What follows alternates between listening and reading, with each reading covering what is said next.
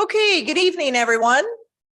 And welcome to our regular council meeting of Monday, March the 13th.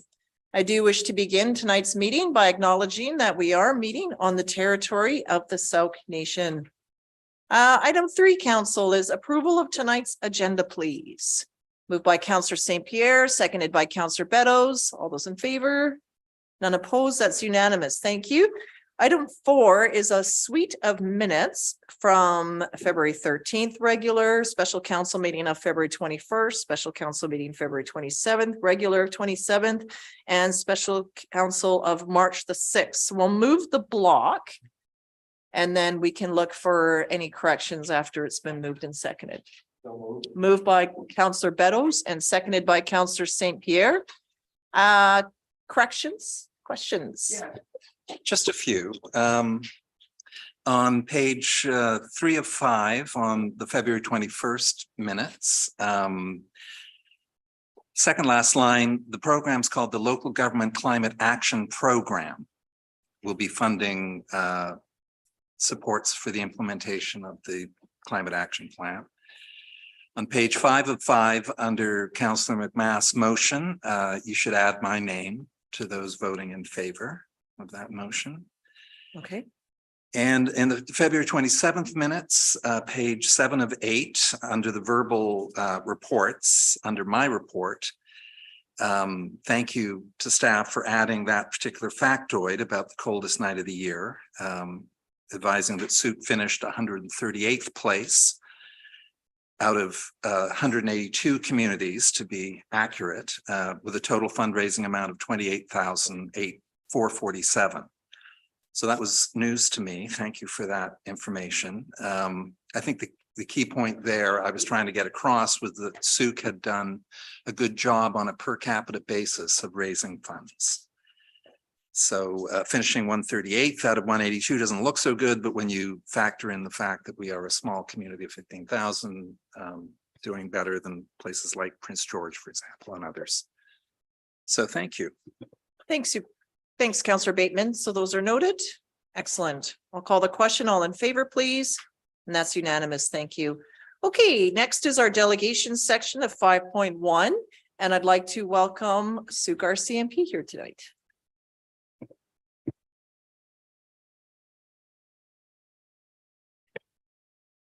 Evening, Mayor, Council. You're in different places tonight, which has set me off a little bit, but nice to see a few people where they belong. Thank you for your time tonight, as always. We'll recall what seems like not that long ago, but last year I was before you as we approach the new fiscal year and as we work on some goal and priority settings and consultations with the communities that we serve. We like to come before council as representation of the community, in particular Sauk, and just have a as formal or as informal conversation as mayor and council would like about community issues, things that we can identify as we look ahead to this next fiscal year for our purposes, to assist us in planning some responses to issues that we currently identify or we anticipate as we move into the next fiscal year. Resulting from that, we identify our priority issues. That we can have lots of issues, of course, throughout all our communities. We'll identify our priority issues. And what we do from there is just set some initiatives, measures, targets, and things to quantify our efforts and to keep us focused and on track for the year, as we try and address, everything we can to enhance safety in these communities. So sort of a general discussion, an open sort of forum. In the agenda, I did include our priorities from last year, just as a reminder. If memory serves me, Sauk specifically identified an interest in enhancing road safety, an interest in crime reduction, and then some shared goals around communication, ongoing good collaboration, communication, visibility in the community. And then we did have 2 internal facing priorities last year, which was employee wellness and respect, and as well as reconciliation efforts. If that assists your memory or the discussion at all, otherwise I think I'd just turn it over to Mayor and Council to hear your feedback as we move into next year. Here's a question we have. With those being the priorities from last year, how do you feel how was it? How did it go? Thank you. I mean, we're pressured and we've had different discussions. We're pressured by workloads and resources and sort of mounting pressures in a number of areas. We'll fall short, to be quite frank. I'll come before you sometime after the end of Q4 and share the year-end results as well as Q4 results. We'll fall short, but I think by and large, the focus was in the right area, and our efforts were directed at meaningful areas. So we talked before about looking for efficiencies and high impact opportunities. I think, focusing on road safety, one thing we did this year was expand road safety to really focus on school zones during peak hours, as an example, to try and just increase that impact as far as we could. Focus on targeted enforcement on distracted driving. Again, try and maximize our impact, given that we have sort of reduced capacity to do all the things. So I think generally speaking, reducing crime and enhancing road safety is where I would speculate most communities probably fall in a general sense. And I think we're there. Perhaps some refinement based on what you're hearing from the community may be appropriate moving forward. Perhaps we're in the right place. Thanks. So and just to follow up, or not to this, but thank you. I'm aware that the federal government is looking to make changes to the criminal code around bail, specific to violent and repeat offenders. I'm wondering, do they consult with the RCMP to get your perspective when making changes to such a legislation? I don't know the answer to that, so I won't speculate. If the RCMP were to be consulted, it would be a level sort of much higher than mine for sure. Just in your role, because sometimes we get surveyed, on different things and sometimes we don't, but otherwise it doesn't really it doesn't filter down that to the detachment in that way, really. That particular issue hasn't yet, no. Okay, all right, thank you. Could do, just curious, thank you. Go ahead, Councillor St. Pierre. I understand that your resources are not where they could be. Nonetheless, one of the things that I think you've mentioned in the past is just the mental health piece and the coordination. And I was wondering if that was going to continue to be either on the priorities as listed or if it's just understood to be there, because I know that that's an ongoing thing. The other thing that I was curious about were twofold. One was something that you mentioned, which I found very impressive, which was the amount of additional work that officers had to do in terms of continuing with a file. So for example, once there was an intervention to basically follow up and try and make sure that it didn't happen again, or that ongoing services were provided, for example, in the case of domestic violence or that type of thing. That seemed, is that something that needs to be prioritized, or is that just part of the job at this point in time? And I guess that would be another question. And then finally, I have a hope that at some point when the resources are available, given that Sooke is said to be the volunteer capital of, I don't know if it's the world or just Canada, but we're right up there. It seems odd that we don't actually have any sort of volunteer use within our policing. I know that other communities have done things like have bike patrols and various other uses of volunteers for just even keeping eyes out and making sure that safety is enhanced. I would certainly love to see that sort of thing happen here if the resources were available to make it happen. And thank you very much. Thank you, Councillor St. Pierre. So as far as the priority questions, certainly, we talked a bit about this before. The police prioritizing a mental health response, I don't know if we're the most appropriate agency to make lasting change for folks struggling with mental wellness. We recognize that we're an important partner in that, particularly when those moments come to crises. So we'll continue as a matter of course to be as prepared for that and as educated as we're able to be. Our priorities are reflective of the community. So I think if we hear that from our communities as something that they would like us to prioritize, we can certainly strategize around ways to continue to bring that to the forefront. I think organically it is woven into everything we do and will continue to be, is my opinion. The particular follow-up and putting our best foot forward as we try and support sort of meaningful change for folks who use domestic violence as an example.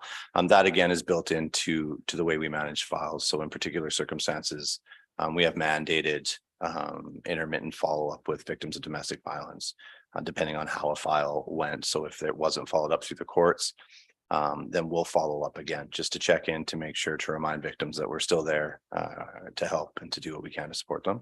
Again, I think that's sort of built into the fabric of what we do at this point versus needing to be highlighted as a priority.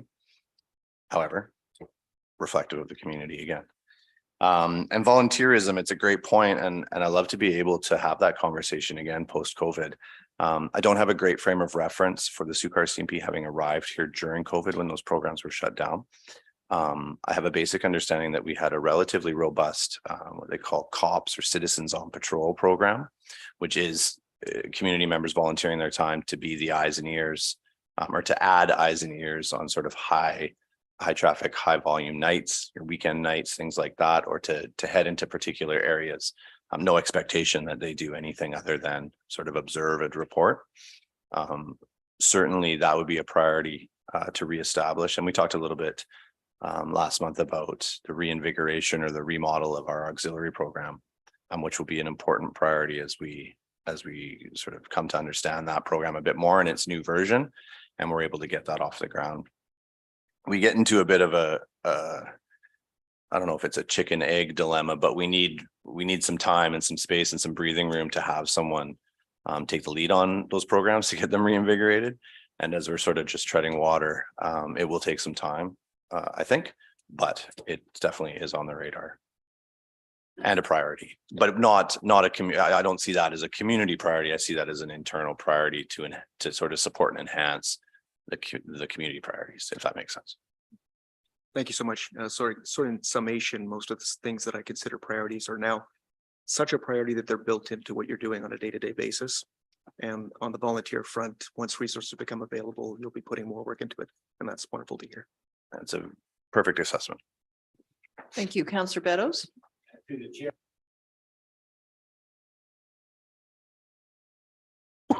I was over there, I'd be able to figure it out, eh? Anyways, to the chair, to our sergeant. I'm still getting a lot of people very concerned about their safety in Ed McGregor Park and in and around the Hope Center. And I'm not trying to put you on the spot. I just want to demonstrate to the public that, you know, access this through us, that we are aware of it, and I'm sure you're very much aware of it, and doing your best to do what you can under the circumstances. So I don't necessarily need a comment, just other than I am getting feedback. People are not feeling safe in that general area. And the second one is with this new, maybe stop the revolving door. If that law came in and people were not, do you have a lot of experience of people that you've arrested that are out on the street within short periods of time? Is that something we encounter here in Suit, or am I putting you on the spot?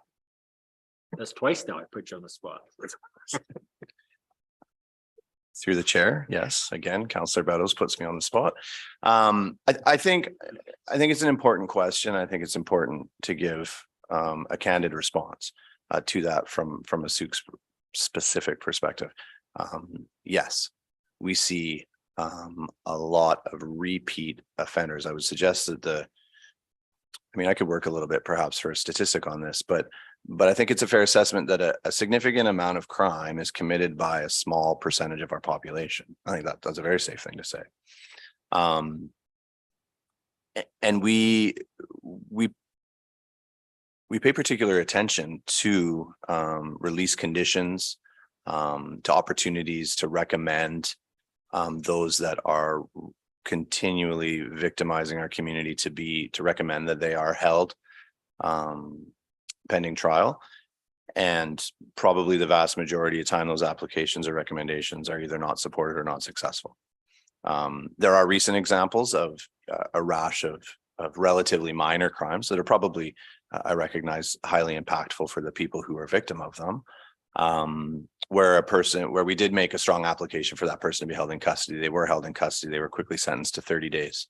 And that sort of, I think, sent a message. I think it was an appropriate sanction. And it gave at least a 30-day or a percentage of that reprieve from those victims. But again, it's only 30 days. And that particular example, I did see just today. So they're back and, you know, so it's our responsibility to be in tune with what the judiciary is doing. And we need to react to sort of best support the community within the framework that's set for us. We don't make the rules. It's our responsibility to be as effective as we can working within them. So it is something that's on our radar. It is something that is challenging us right now. And we're just doing our very best to work within it. Well, I thank you for that response because I think that sends a pretty good message out there that of some of the problems that you encountered and have encountered, and hopefully with the federal government and the province getting together, it will improve it somewhat. So thank you again. Councillor Bateman? Okay, thank you. Through you to our staff sergeant, our acting detachment commander. Welcome back. I reviewed the PowerPoint and your presentation from the committee of the whole of February 21st, which did provide a very big picture overview of the matters we'll be discussing and your staffing needs we'll discuss on Friday. So I had specific questions regarding this performance plan. And first of all, the BC RCMP strategic plan for 21 to 23, is that the foundation for your plan? And you build a local version while still following it? Through your worship, yes, generally speaking, that is it's a guiding framework for us. Some of our priorities are mandated through the province, as an example, as they set sort of a broader framework and some leadership on where we're going as a whole, as a division or as a province and as a national police force. But certainly also allowing the latitude to meaningfully address the sort of, I don't want to say the bottom rung, but the small communities and the really impactful responses. So it provides a framework, but doesn't take away any latitude of us to be meaningful in each individual community. Okay, so the annual performance plan, I've seen this one sheet a number of times. It must be an executive summary of a much longer document. Is that ever shared with councils and the public? I'm not sure, Your Worship, of the answer to that. I'd be happy to give examples of some of what you're right. There is a much longer plan, much longer. And in that is built initiative work plans, and again, targets and measures that we track each quarter. So, I mean, if I could elaborate on a specific example, so enhanced road safety. So one of our goals in support of that priority this year is to increase our enforcement of impaired driving. And so the goal we've set is to set a 5% increase over last year for impaired driving stats. So 24-hour prohibitions, immediate roadside prohibitions, assortment of prohibitions. So that's a goal and a metric that we use in support of enhancing road safety as an example. And so each of our 5 priorities will have anywhere between, probably average 3 to 4 different goals and metrics to measure those goals. So unnecessarily confidential, I would think. I'm not confident in the answer to that. No. I mean, I'm happy to share them sort of unofficially and anecdotally. I don't know officially if it's a public document though. So apparently every commander needs to produce one of these by April 1st every year. I was reading online, and you're required to solicit input from local residents, stakeholders, community leaders, and organizations. So how do you go about doing that? It's a good question. And this is a big part of it, and we do rely heavily on different governance and leadership to speak on behalf of communities. In a perfect world, if I had all the time in the world as a detachment commander, I'd love to see the day where we could have a public forum. Even every second year, I think would be a goal of mine personally. It's easy for me to say because I won't be here much longer, or I won't be in this position much longer. Still not going to Sydney. Yeah, sometimes there's different community groups that we have feedback from throughout the year, formally, informally. Sometimes some communities have community consultative groups that are established with the police. There's lots of different ways that can look, and honestly, we're open to all those different ways because there's so many.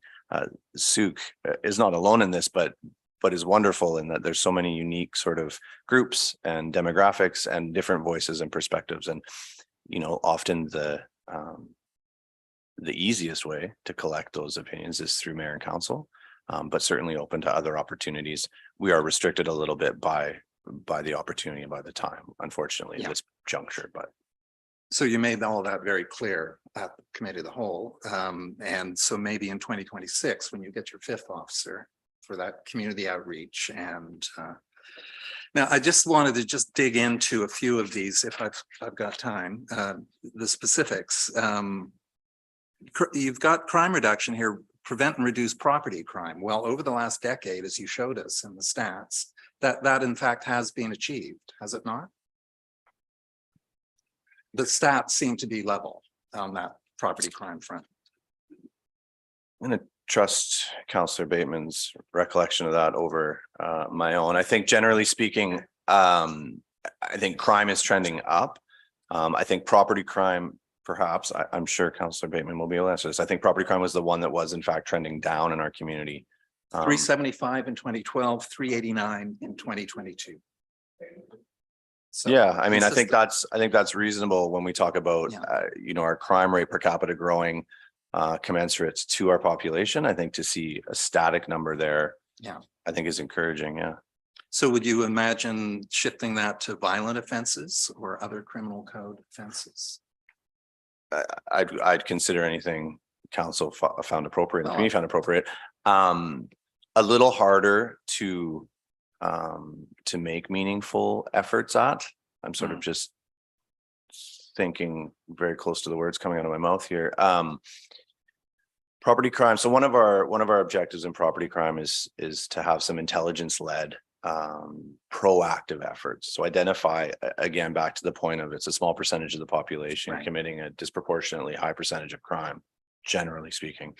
So one of our initiatives in that relates to intelligence-led enforcement or targeted enforcement, particularly with property crime. I think that comparison between the small percentage of people committing the vast majority of offenses is probably no more prevalent than there.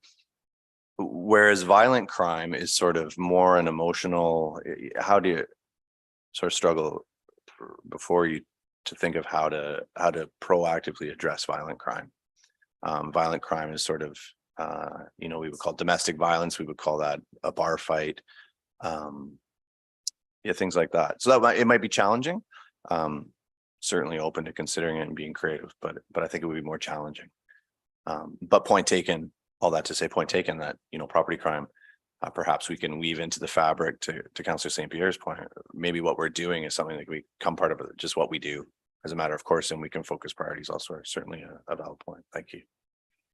Okay, and I'll close with the number 5, the relationship building with Indigenous communities, which is great. Now I see in the BC strategic plan, they also refer to Indigenous vulnerable, marginalized and racialized populations.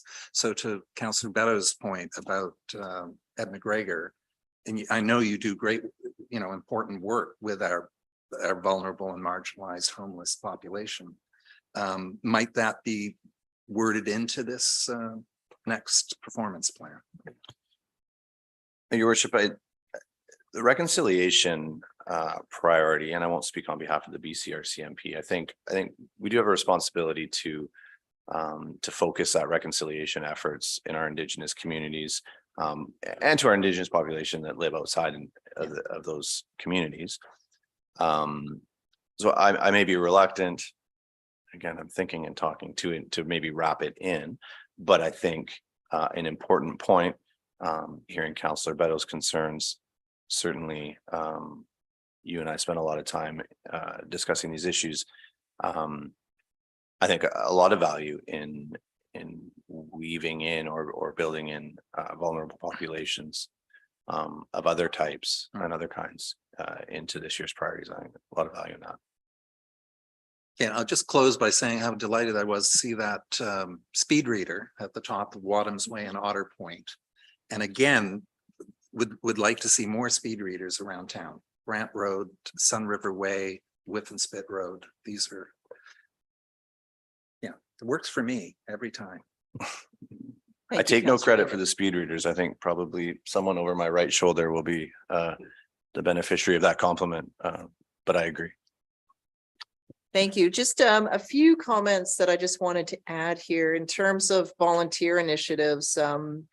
There was the Citizen on Patrol years ago when I first moved here. I actually volunteered with that. And then it just got difficult because it's Friday, it's usually weekend related work or the odd weeknight. So you're limited to who is available on a Friday or Saturday night. It was in pairs. We would have a radio at that time. And so that was actually quite fascinating to listen to in conversations in the car. And then just whoever I was partnered with, it's like, oh, I've never been up this road. So we drove around Souk a lot sometimes because we would get bored sort of sitting at Whiff and Spit just to see where this road goes. So as someone relatively new to the community, it's like this road doesn't go anywhere. This one is really dark. So it just like, where are we here? So that was fascinating. And I know the late Councillor Parkinson, that's how I met her actually, was a very dedicated volunteer there as well. But there was a dedicated corporal or constable that worked and organized everybody all the time. So it did take the capacity to put that all together. The other one that existed was Speed Watch. So this is where there was a group set up in certain areas that would be, I think they didn't have our speed reader board, but something that would sort of track where people were, and there would be a presence and they would be logging it. So, but again, it's the availability of folks to be available to make that commitment, usually during school hours or certain times of days in certain areas. So it's just, again, finding volunteers that are interested in doing the work, and obviously capacity at the detachment as well. A few things, just putting them out there, consider is there's an event called Sukarama happening in the spring this year, where there will be, it's led by the Lions Club. I don't think you have to step, it's just information, where there's an opportunity for not-for-profits and business to showcase, like a trade show, to be held, and there would be an opportunity perhaps to be present for that if you have capacity. And also council and staff would like to gear up for Talktober this year, where we have a very large community forum. Pre-COVID, it was in the community hall. All departments are available for several hours, and it would be great if, you know, that one we would have more time to schedule, but perhaps a way for some folks to be available. And thinking of, I wrote down the pathway with relationships, like in terms of the violent incidents, is sometimes perhaps some victims of violence are not aware of the options they have because of perhaps the relationship that they're stuck in, where they're thinking there's no way out of this and I have no help. So sometimes it's, how do you light that pathway for those who are suffering to feel like it's okay to come and talk about this. Perhaps it's a way of building that this is available. The other one is just as you can to be just active in the schools. And so that children are aware of the role of policing, and in the event of an incident, they're comfortable phoning or reaching out, and similar to the work that our fire department does, where they just want children exposed to uniforms and what that looks like. I talked to a retired fire chief who, not in Souk, but elsewhere, because the children would hide when there's a fire and not come out.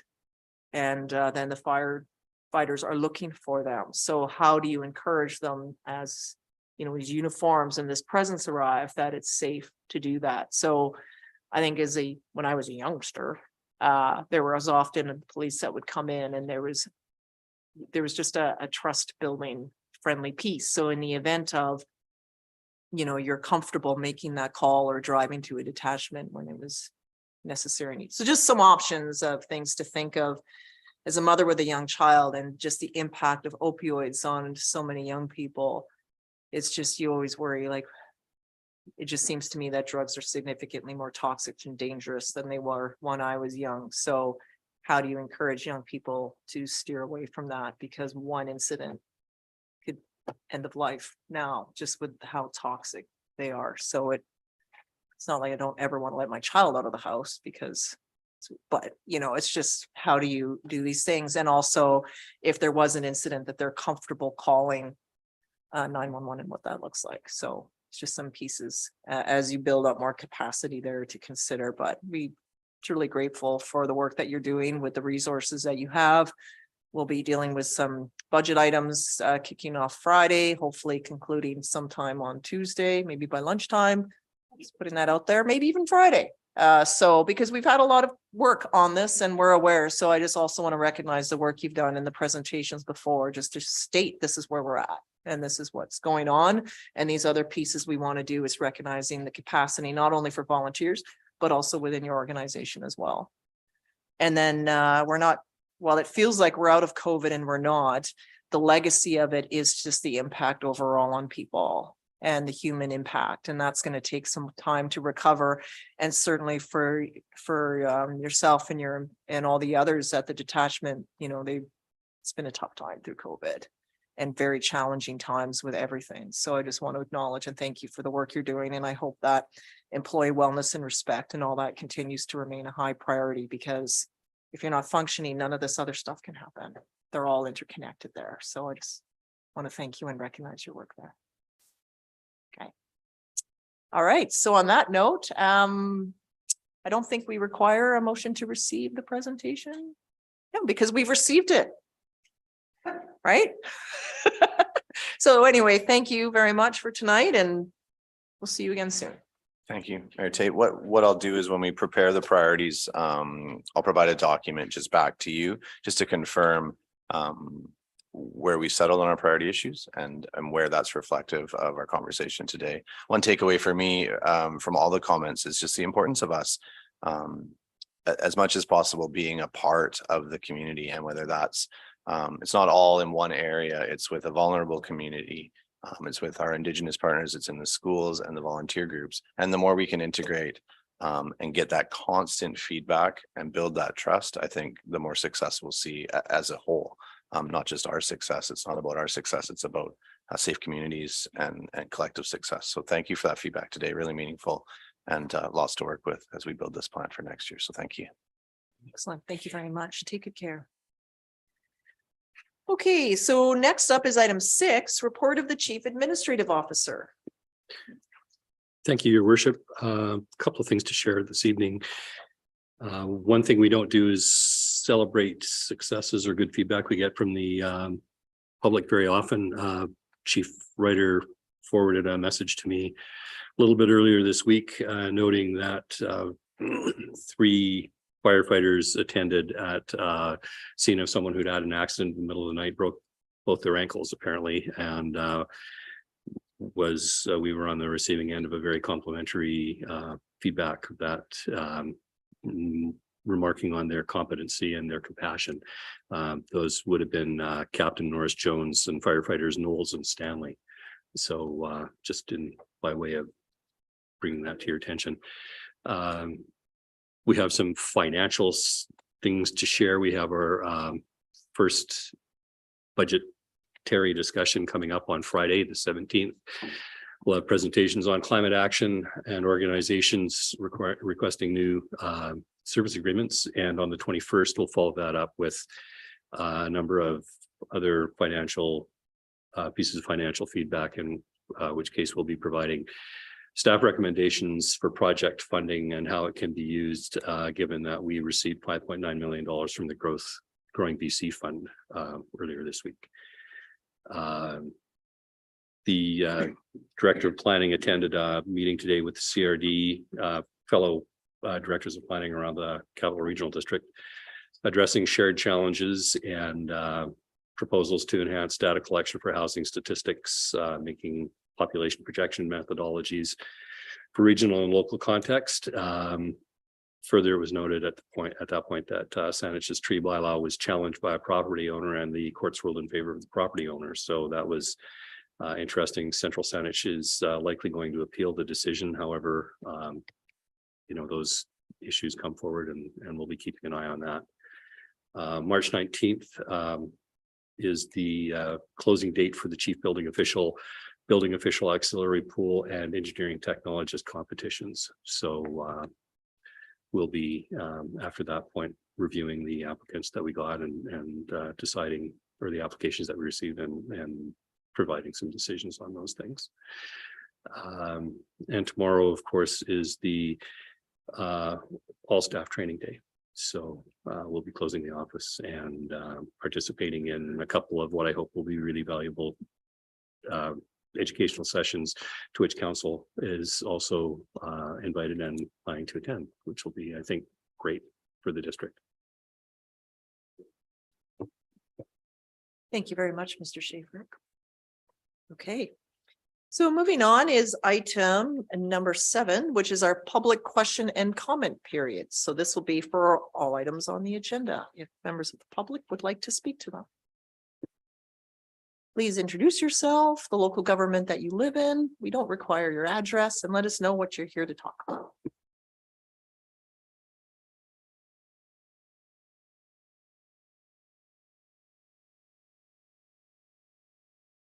I can. Hi, my name is Britt Santowski and I live in Souk and I am the Executive Director of the Souk Region Chamber of Commerce. Quickly, there's 2 things on the agenda I'd like to speak to. Item 5.1, the RCMP report. One thing I'd like to see added to that is overdose stats. One thing that the chamber has applied for with Vancouver Island Health is training employers how to deal with overdose drug use. It is not street use that is the killer, but it is middle-aged men who are dying in their homes. So that could be part of the solution. The second item I'm speaking to is item 12.3. We've initiated our Business Excellence Award Committee again. We've had our first meeting. November 18th is the date that is set for the Soukademy Awards. And we are bringing in Souk Comedy at the Soukademy Awards. We're giving you guys an opportunity again to sponsor us. Sponsorships are the same as last year. They start at $400 and they go up to $2,000. Last year, and the trophies are sponsored $600 and up. And last year, you guys sponsored us at $600 and you sponsored the not-for-profit and volunteer trophy. So if you have any questions on that, I'll be at the back of the room and until item conclusion, meeting ends. Thank you very much. Thank you for being with us tonight. Would our other member of the public like to address council? We're good? Okay, thank you very much. Thank you for being here tonight. Okay, council, thank you. So next up is our consent agenda, and that would be that item 8.1 be adopted by general consent. It's moved by Councillor St. Pierre, seconded by Councillor Lajeunesse. Any comments from the mover? Nope. Seconder? No. Councillor Bateman. Quick question, at our last meeting, Christiana St. Pierre came to council and spoke about the correspondence package and the availability of that material for the public to be able to read. And she had sent in correspondence to info@souk.ca, I think, and I don't believe it showed up. It's not on this list anyway. So perhaps that could be looked into so that it can be on our next correspondence package. Okay. I think that's noted by staff and they'll take care of that. Anything else? No. Moved, seconded. Can you turn off your microphone? Yep. All those in favor? And that's unanimous. Thank you. Just a bit of housekeeping for all of us having participated virtually recently. It's really important that everyone, and I don't mean to say this because your microphone was just on. It just reminded me to say something. It's really important to turn them off because if you leave them on, whoever's viewing hears all the rattling around and then the noise of the room starts to pick up. So it can be difficult to be present and listening to the meeting when we're making additional noises. So, and you can't hear it all if they're on. So just raising that anyway. You all know that because you're awesome. Okay, report section number 9 is the Souk Horseshoe Pitching Association Agreement. We have our report and who from staff would like to introduce this? Ms. Gray. I can speak to this. I don't have a formal presentation to go along with the report here. I feel like it's fairly self-explanatory. The district has supported the horseshoe pitch being at this location for a number of years. Their agreement recently expired, so staff are just seeking direction from council to renew the existing contract. A couple of space improvements I just wanted to highlight is for 2023, assuming that the renewing this agreement is supported by council, staff will be working with the organization to get water hooked up to that site. That's been something they've been requesting for quite a few years now, just to water down the horseshoe pits if it gets fairly windy and dusty down there. So we'll be looking at that, and as well a much needed improvement to parking down there. They've requested a bit of a larger expansion to their pits available. So as part of that, we said we need to work on the parking available down there. So staff will be working with them on creating angled parking down there and properly indicating parking spots down there, which should kind of help with parking for the horseshoe pitch, as well as most likely when it's being used for soccer and other events across the road there. So I'm happy to answer any questions if council has any. Go ahead, Councillor St. Pierre. I was curious about the cost for the water, potentially, if that's actually available at this time, and where that would come from. And I was also curious, I believe that because this is leased and because it's still actually district property, that doesn't get the district involved in aiding a particular business, or is there any issues around that at all?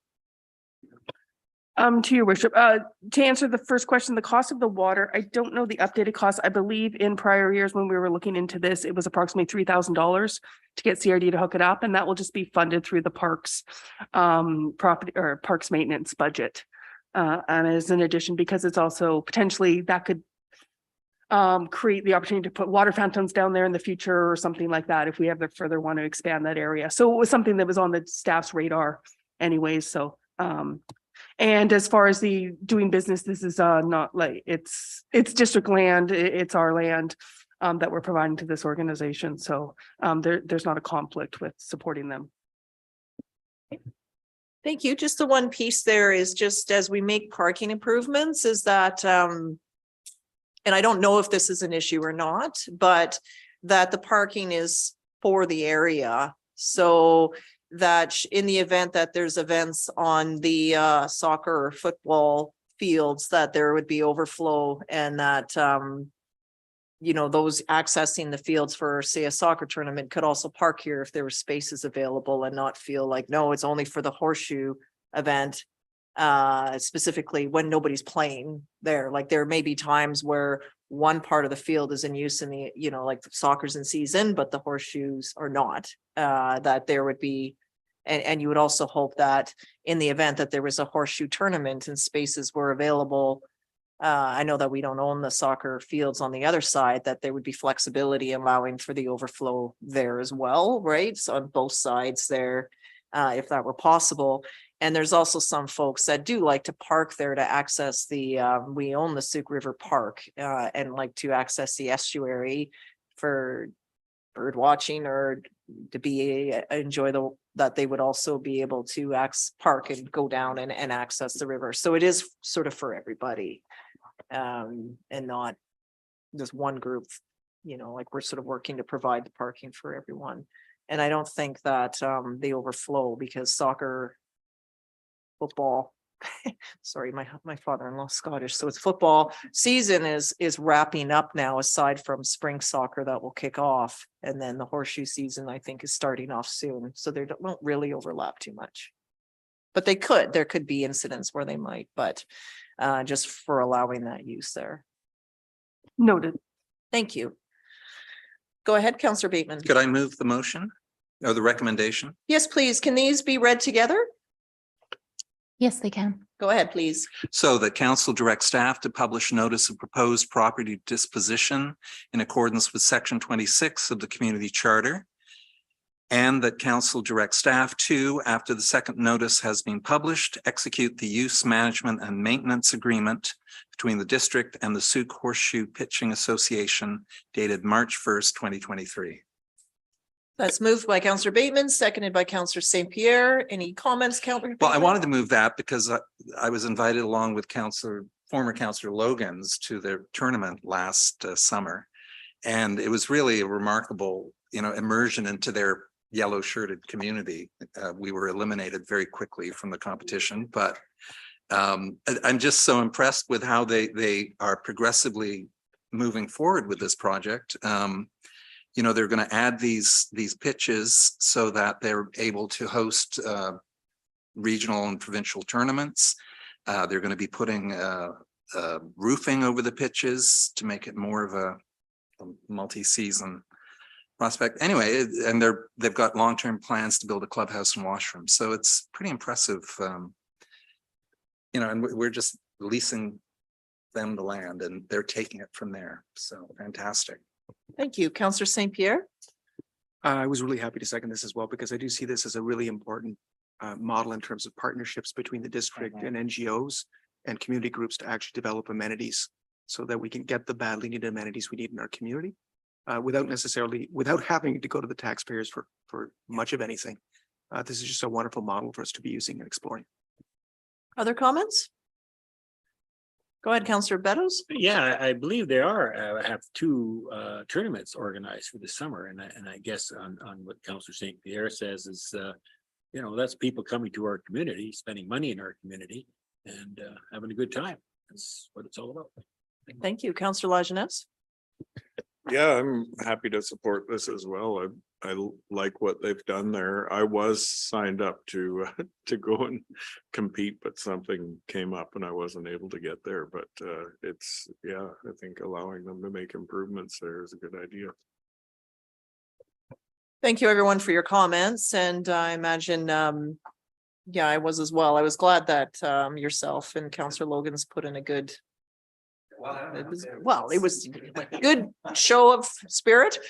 And I believe in another year, Councillor McMath had also participated. And I can't remember with maybe Councillor Beddoes. Yeah. And you are seeing the increase in activity. And for myself, as someone who's, entering the world of minor sports, sports in general for the first time in my life, and having the ability to travel to other places, you are seeing, it's sort of a proud Souk moment sometimes when we welcome, the visiting team to our community and can showcase our amenities. And, chatting with parents of the other team, them sometimes, one person will come to the arena for the game, the other will go and take the dog somewhere or explore a trail network, or they go for lunch, they go and have something to eat. So it really provides that opening. And then also in the world of horseshoes, it's also bringing another group here from all over to compete. And they love the location, the scenic backdrop and the like, and the ability to sometimes camp up with the potholes and to make an event out of it. So again, it's others. And it's I remember when this first kicked off, it was like, oh, is this even, is this a thing or not? And it is, like, it's growing year after year, and they're taking good job of, good stewards of the land and so forth. So I'm in support of this as well, and glad to see council supporting this and also participating in the sport. One day we'll be on the leaderboard, but I don't think so. Well, you never know. Things happen. We need to practice. You need to practice to get on the leaderboard. So anyway, this has been moved and seconded. All those in favor, please. That's unanimous. Thank you very much. And thank you to staff for the work you're doing here. Okay, item 10 is our bylaw section. The revenue anticipation borrowing bylaw is back. It was just to amend the year. It had the previous year. So this is back here that council adopt the bylaw cited as revenue anticipation borrowing bylaw number 877, 2023. Moved by Councillor Lajeunesse, seconded by Councillor Beddoes. All in favor? That's unanimous. Thank you. 10.2 is the future policing cost reserve bylaw here for introduction. So over to staff, please. Thank you. Similar to the last report, I don't have a PowerPoint with this. This is fairly self-explanatory. The original bylaw, I believe, was created to save funds for the anticipation of moving to the 90% from 70% once population growth occurred. Clearly, we've achieved that with the last census, and staff are recommending that because we know there will always be ongoing RCMP cost pressures, that amending this bylaw to not put a limitation to the year of 2021, which was originally when the traffic fine revenue was only requested to be deposited to this fund. By leaving it open-ended, this means at least $85,000 a year will be deposited into this reserve fund, plus any budgetary surplus once year end is completed. And those funds can be accessed in future years to offset future costs, whether it be staffing in the short term, accommodations, other cost pressures as they occur. The immediate need for this will be to offset staffing increases in future years. So just seeking council support for this bylaw amendment. Thank you. I'm going to put you on the spot, Ms. Gray. In terms of the traffic fine revenue, is that just traffic fines on municipal roads, or is it anything like, is it on Highway 14 within the District of Sauk boundaries? Well, we have Sergeant Shaw here that can clarify if I've got this wrong, but it is not just in Sauk boundaries. It's just we get a share of the revenue. I don't know the exact formula of how we get what we get, but it's through, it's not just for Sauk. Are you able maybe to? Okay. All right. Thank you for approaching the microphone. Thank you, Your Worship. We've had this conversation before and I wish I had a better memory. It's not specific to Sauk. I don't know if it's provincial highways or municipal roads that the cost sharing formula is applied to, but my understanding is that through Road Safety BC, and this is available publicly. I just didn't have time to find it just now. There is a cost sharing formula. I don't know what it is, but it's not necessarily representative of how many sanctions or violations are written within particular municipal boundaries, but rather cost sharing across the province through a particular formula. Okay, no, that I get that. Which I think is why we see the number relatively similar year over year. The lowest I think has been 84. It's been up into the 90s, but it's always in that general vicinity. This is just a cheeky comment, but with the highway improvements that are happening right now, there has been a concern from residents that that would open up speeding in that particular area. And then I've sort of countered that now that it's safer, we can enforce it properly, which has been a challenge from a safety perspective for our detachment to be on the ground because it's very difficult there. So now, and that's sort of the comments that I've heard before, now that it's wider, they would be able to enforce it. So that's why I was just curious if speeding is a thing, because right now, because of the construction, you're not speeding through there, but over time, if you did, then that actually might help build up this reserve. Yeah, Sauk Road is generally sort of a bit, sorry, scary. Sauk Road is generally challenging to do enforcement on from a speed perspective. We've had some success with distracted driving because we could do sort of targeted operations where one person made some observations and then we did some enforcement in a safe parking lot as an example. With the widening of Sauk Road, I sort of watch with great interest in my commute to see the opportunities there to try some traffic calming presence and enforcement when appropriate. For sure. You're absolutely right. Thank you very much. Thank you for answering that. Other questions from staff or pardon me, for staff on this? Okay, so the recommendation is that council give first, second, and third reading to future policing cost reserve bylaw number 878-653-01 2023. Moved by Councillor St. Pierre, seconded by Councillor Lajeunesse. All those in favor? It's unanimous. Thank you very much. Okay. Next up is 10.3, future fire services reserve bylaw. Thank you, Your Worship. There's a theme here of trying to create reserve funds to save funding for future anticipated cost pressures in the most expensive departments the district has, which is RCMP and fire.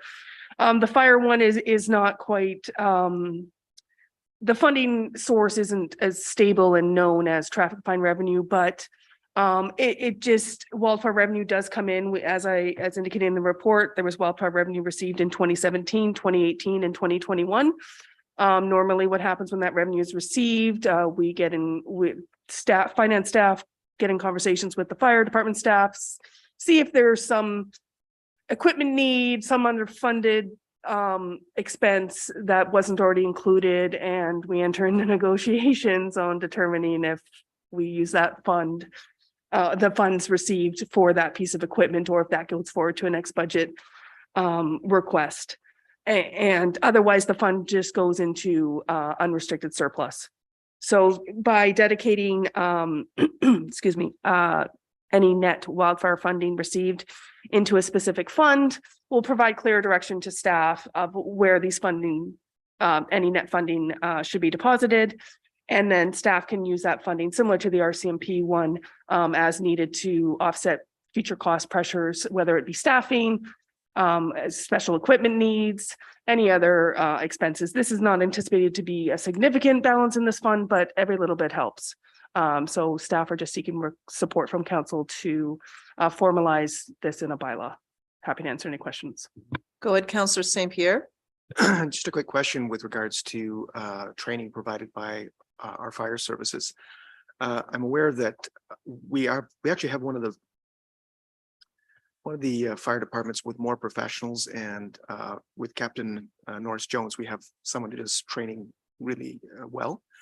I'm curious as to whether or not our department actually does training, for example, for other volunteer services or services around, for example, Metchosin, Otter Point, so on and so forth, and whether or not there's any revenue involved in that sort of situation.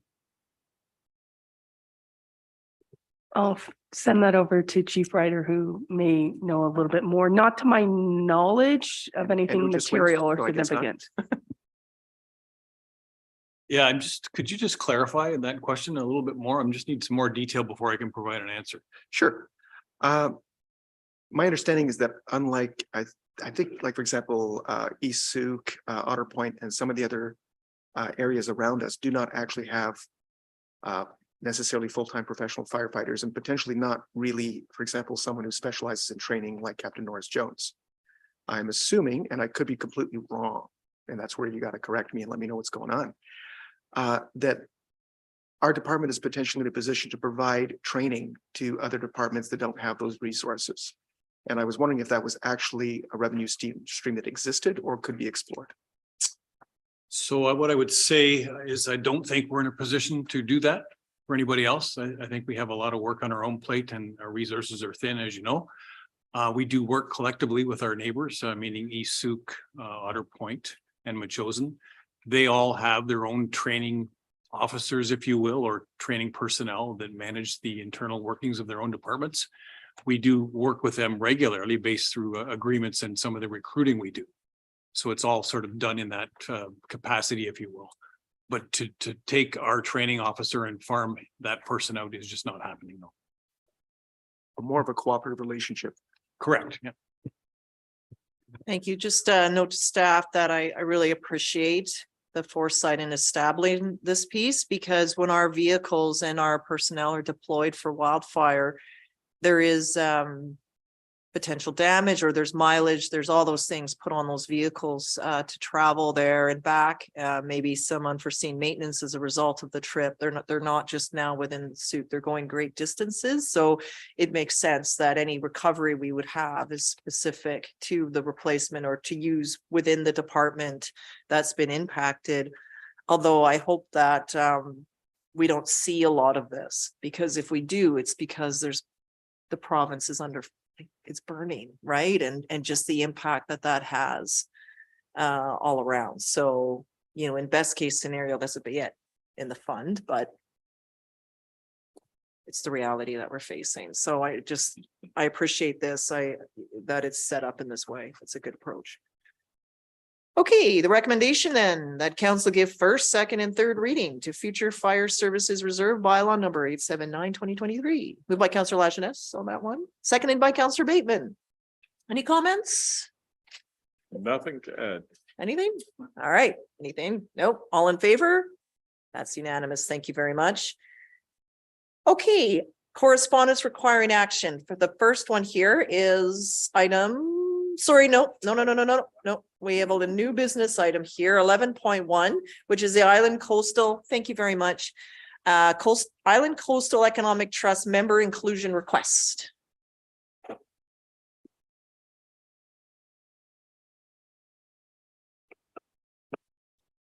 So we're fortunate tonight to have our Community Economic Development Officer, Gail Scott, here. I thought it was a great opportunity for council to see her because I don't believe she's been able to come to council yet. I think this is the first time. So since she's arrived and started with the district, we've been really fortunate to reestablish a lot of, excuse me, relationships in the community, specifically throughout the Port Renfrew and Sooke corridor and then into Greater Victoria. So before you tonight is a potential opportunity that Gail has been speaking with the CEO of the Island Coastal Economic Trust to consider some opportunity for inclusion to help us access other grant streams that would help grow the district in many areas and help us achieve our goals within the community economic development strategy. So with that, I'll pass it over to Gail. Mayor and Council, thank you for the opportunity to present, I think, a very important discussion. I've prepared a very short, I know it's not in the proper format, I'm still learning, but just to walk you through what I see as not a hard decision, but something that has to be discussed, is Sooke's ability to access funding and programs through both the federal and provincial government, but our inability to do so because we are deemed to be urban. And that's where the crux of the situation comes in. So by all means, Sooke is definitely coastal, it's definitely rugged, and by all accounts, we are rural by nature. Yet we're ineligible for many of the rural focused government funding. Just recently, we were excluded from the provincial rural economic, I know that's very small print up there, rural economic diversification investment program, which was called the REDIP, because we are within the CRD and deemed to be urban. We were ineligible for the BC Circular Economy Acceleration Program because we are deemed to be urban. Our closest community future office that supports our small and medium enterprises here in our community is in Duncan. That's not an easy trip to go up there for small business. Sooke does not directly benefit from the destination Greater Victoria, that used to be called Tourism Victoria, it's now called Destination Greater Victoria, marketing efforts. And that's because we do not collect the MRDT as yet. I was told specifically by Paul Nursey that the reason we don't get as much focus on why they don't focus as much on Sooke from a marketing perspective was because we didn't collect the MRT and we don't give them money to do the marketing, whereas Saanich and Victoria do. Sooke has not directly benefited from the South Island Prosperity Partnership as yet. And when I say that, I want to be very clear. I know that Councillor Lajournaise is on their board, I believe.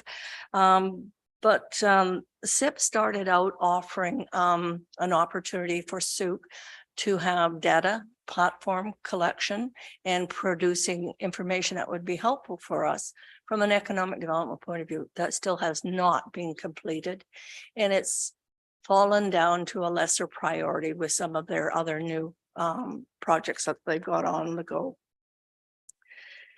And we've been excluded from the Island Coastal Economic Trust because, again, we are within the CRD. So when you look at all of that and you start saying, well, what can we qualify for? Because it takes a lot of work to put in those proposals or ask for exemptions and things like that. So I'm suggesting that we challenge the status quo. Our CRD urban status creates significant obstacles to achieving sustainable community, economic, tourism, and business development initiatives that have been designed to support our growth strategy. And it does not provide for regional subsidies or the redistribution of funds to support local needed services.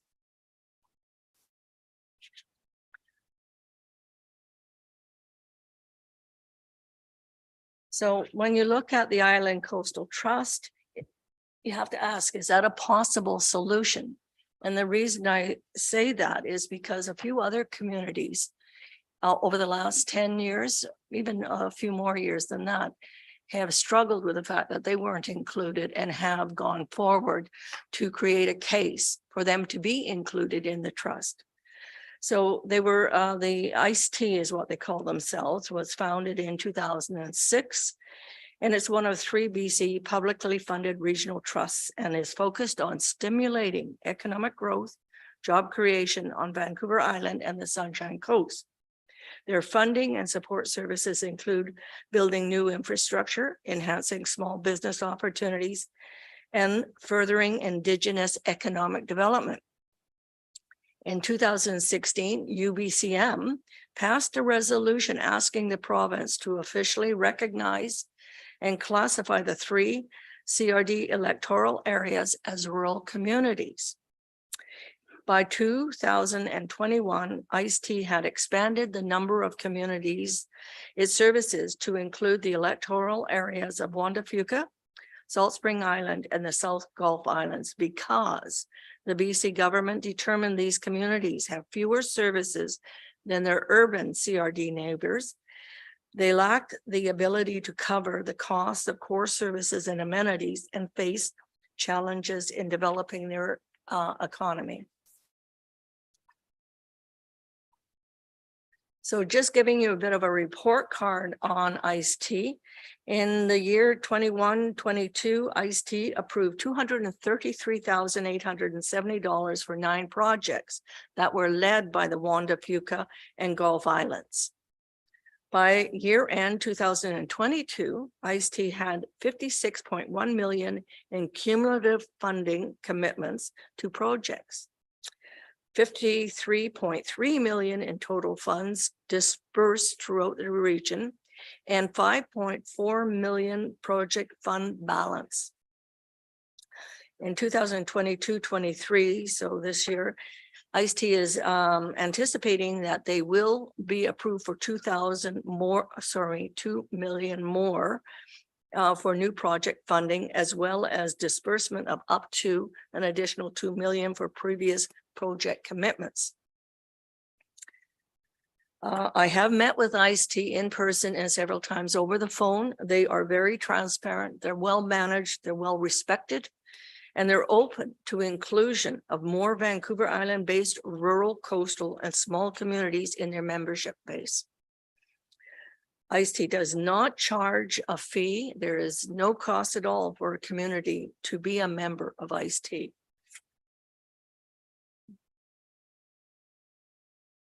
And if possible, on becoming an ICE-T community, we can rest assured that ICE-T is a reliable and consistent performance-based funding partner for small and rural and coastal communities within Vancouver Island, that their funds can be used to manage infrastructure projects, community place-making programs, which is your downtown revitalization and beautification, destination development funding for outdoor tourism assets and tourism job creation. Sooke is in fact rural by nature and in nature, and shares these lack of services that these other communities lacked. We have 72% of our residents that live here in Sooke leave Sooke daily, Monday to Friday, to go to work elsewhere outside of our community. This needs to change if we are to enhance our social, environmental, and economic development well-being. So it comes down to, I was speaking with Matthew and we decided to put a report forward to ask council direct staff to work with the administration of ICE-T regarding potential membership, and that council direct staff to draft a letter to the Minister of Jobs, Economic Development and Innovation to seek support for inclusion within the Island Coastal Trust, Economic Trust, for the mayor's signature. So that's what I have to offer today. Thank you. Well, welcome to If you've got any Chambers. questions, I'd be happy to answer. Welcome and thank you for being here and also for your time that you've been. It hasn't been that long, but for identifying this and bringing it forward because largely what we have is the efforts of an individual seated behind you, hardworking at the Chamber of Commerce, as well as a volunteer board that all have small businesses and work that they're doing. So it's again, talking about the capacity that we have and the challenges that are ahead. So thank you for identifying this for us to consider. One interesting piece that I'll just share is that through my work on healthcare, this came up before as a rural designation because communities that are rural have access to different pieces. And so we did look into that, I think 2 or 3 letters, and they firmly denied us each opportunity because of whoever was vetting this determined, well, you're within 40K to a hospital. And whereas there's all these other places where it's a greater distance to go. And so it got a bit frustrating because it just seemed like, so then it was the case of, okay, we'll write a different letter this time because they're not seeing the point. But that was something that came up. And I was aware that perhaps before incorporation Sooke may have had a designation like this. And that there was an ability under community futures and the like. So years ago, when I was a counselor and on the Community Economic Development Committee at the time, we sort of explored it, but I really didn't know what I didn't understand what I was even looking for, but it was all based on incorporation. And then on the health piece, sort of another argument was that they were also looking at the growth in Langford and our proximity to access services, but it doesn't mean that there's space for Sooke residents and capacity available to us as we go into these other communities. There isn't, because they're busy serving their residents and their demand as well, as opposed to take all of our needs as well. And then we all know the challenges of getting there. So I really appreciate you identifying this. So open it up to queries and questions. Councillor Lajeunesse. Yeah, so there were people from ISET or ICE-T at LGLA giving a presentation a couple of weeks ago when we were in Nanaimo.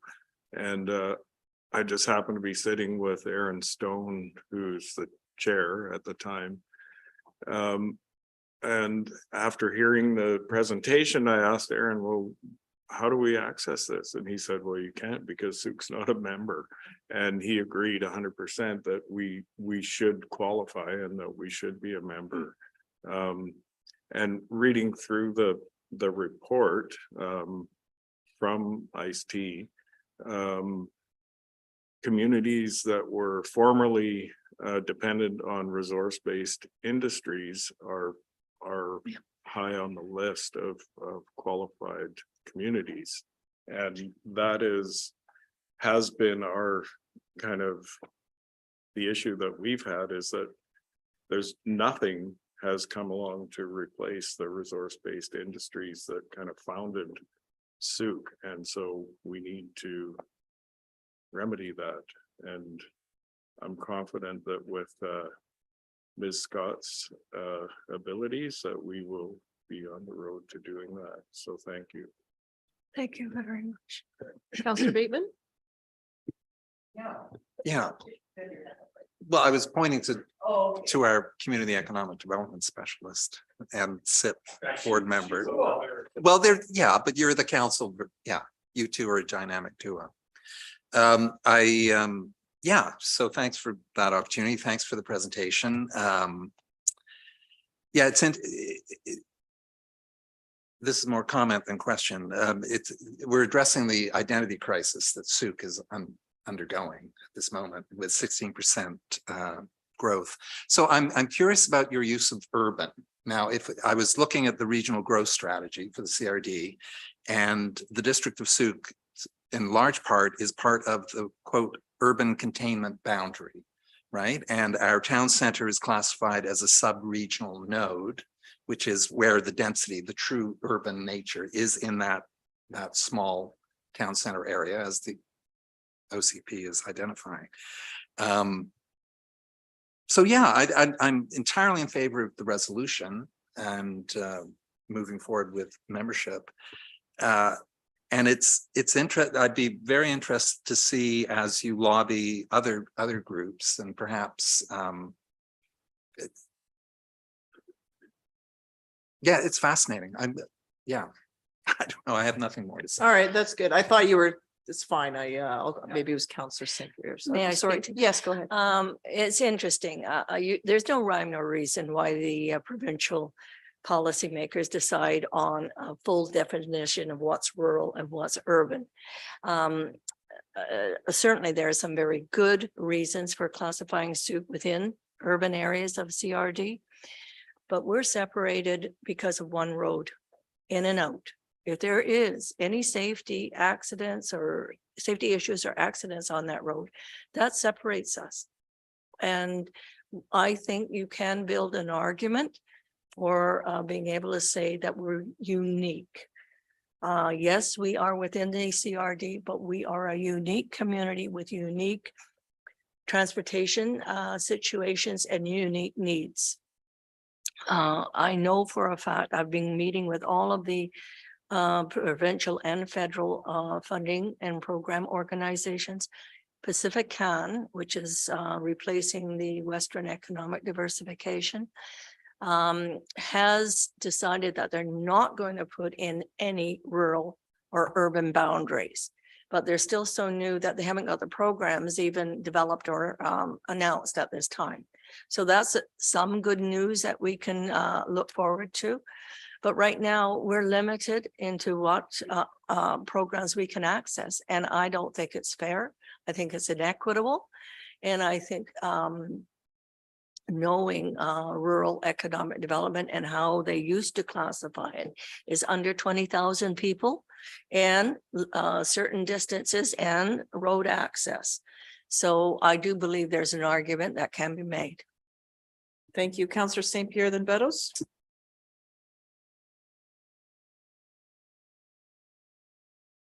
The first one is in terms of ICE-T itself. I'm curious about the organization itself. I looked at some of the materials, obviously, because they were presented to us. But it almost looks like the government has developed or allowed ICE-T to exist because it has to get around its own rules so that it can fund things. And I'm not really clear on what that's all about. It's almost like it's a development corporation trust to get around some of the issues that they've put in front of themselves. But maybe you can clarify that, and then I'll go on to my next question. And if you don't have the answer, that's fine. I'm still trying to struggle with what they are and why they are.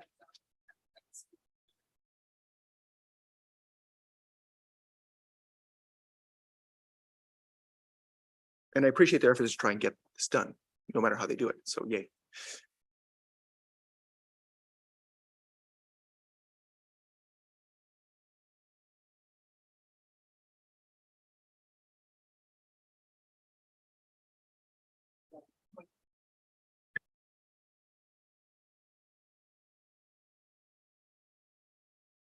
I'm sorry, I'm not going to be able to pick that up quick enough for you to answer, but I appreciate your question.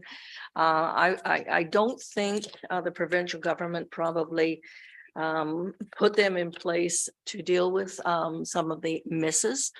It's part of a larger trust as well. It's the North Island Trust, and then it's been broken down. I think their focus was to support their strategic directions, which is enhancing economic development within the Indigenous First Nations, with rural growth, and I believe with coastal communities.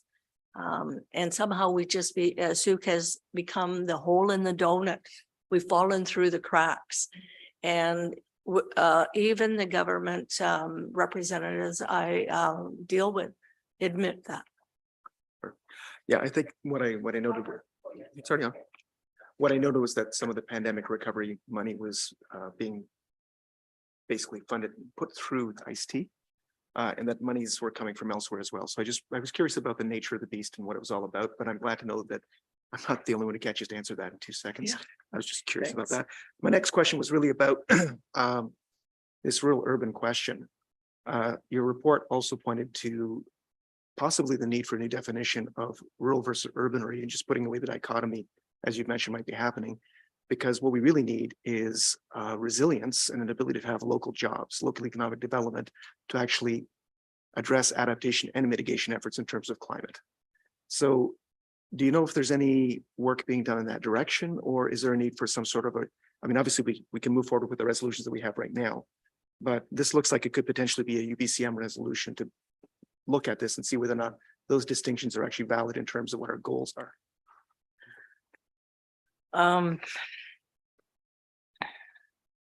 I do think that there's enough evidence in the report itself that it can be taken forward, and eventually it will become a UBCM recommendation for the change of the definition.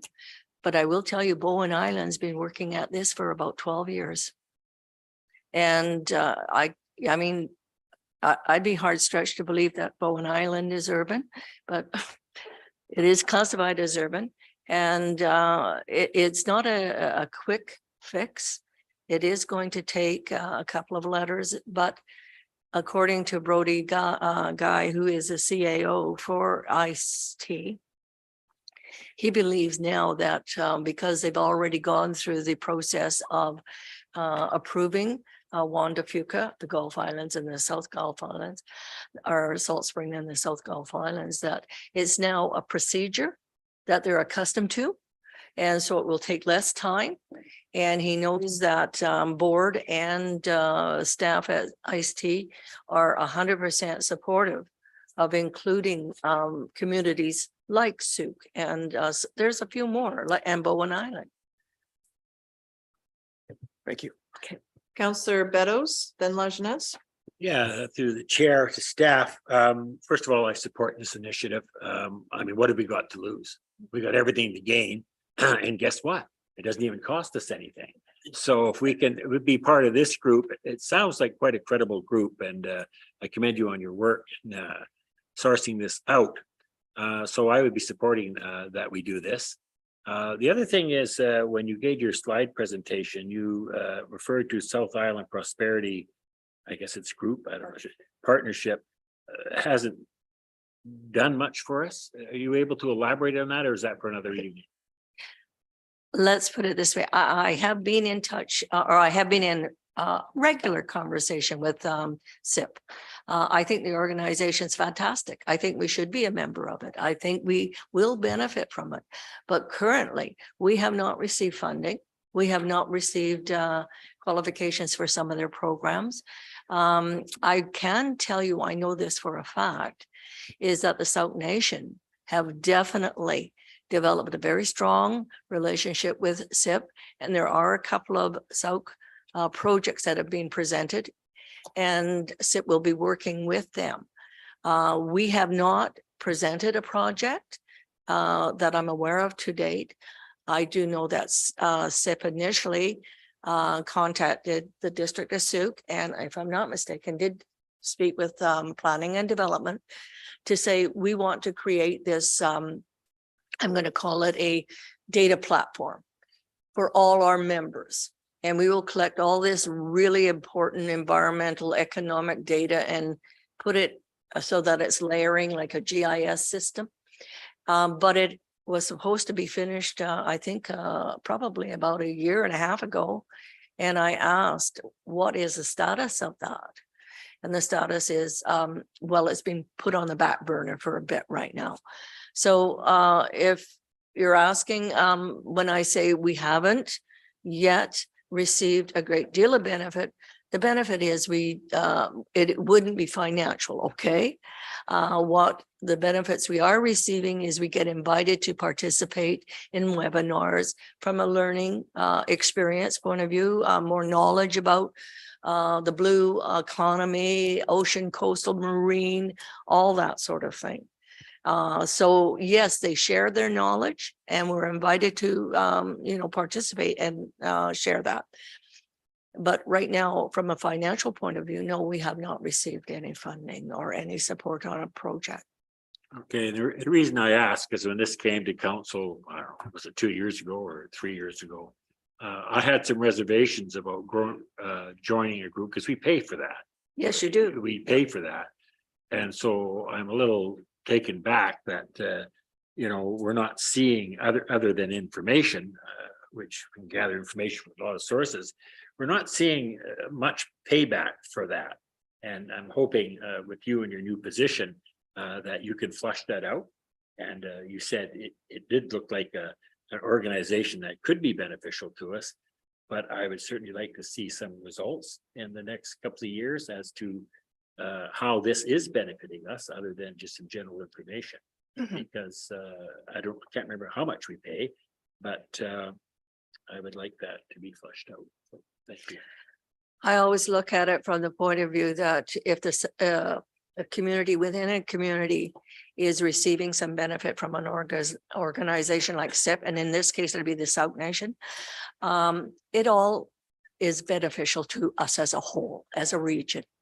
And I know it will be. I don't know much about the projects, and I'm not in any position to even discuss it. So, but I do know it will be beneficial on a regional perspective. Councillor Lajeunesse? Yeah, I think SIP is intending to make a presentation to council next month. And so maybe, yeah. And the other thing, just getting back to iced tea, their map is interesting because they include Duncan, Nanaimo, Parksville, Ladysmith, all in the rural communities, but not Souk. And that, yeah, seems a little lopsided to me.